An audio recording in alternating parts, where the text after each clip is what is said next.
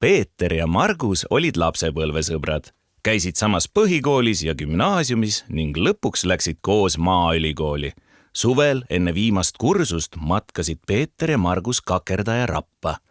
Ilm oli imeline. Sõbrad kepslesid laudteel ja lobisesid, kuni korraga avastasid end keset paksu metsa.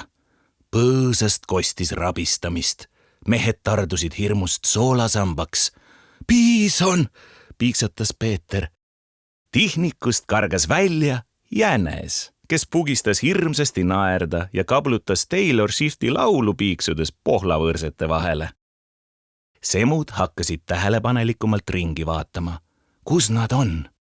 Kummal pool puud pidi sammal kasvama? Koolis õpitu oli meelest pühitud nagu raha pangakontolt enne palgapäeva. Eemal helkis midagi klaasjat. Peeter ja Margus läksid valguse suunas ja märkasid korraga midagi kummalist. Puutüved oleks nagu klaasist tehtud. Jälle keegi krabistas.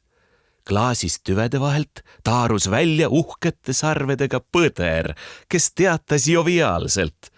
Kui te arvate, et ma olen sarvekandja, siis te eksite rängalt.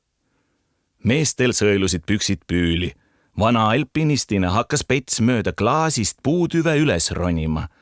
Huvitav, puu tundus ühtäkki laiemaks minevat. Pets ronis edasi, kuni jõudis klaasivõra servani. Mehe suu vajus imestusest lahti.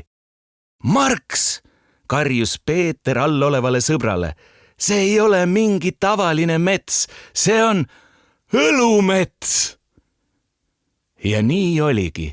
Klaaspuude võrad olid täidetud pesuehtsa alkovaba preemiumiga, ilus vahumüts peal. Sellest ajast peale muhelesid Pets ja Margus alati, kui kusagilt tuli naeratajate 5 kasti õlut. Neil on 5 kasti, aga meil on terve mets.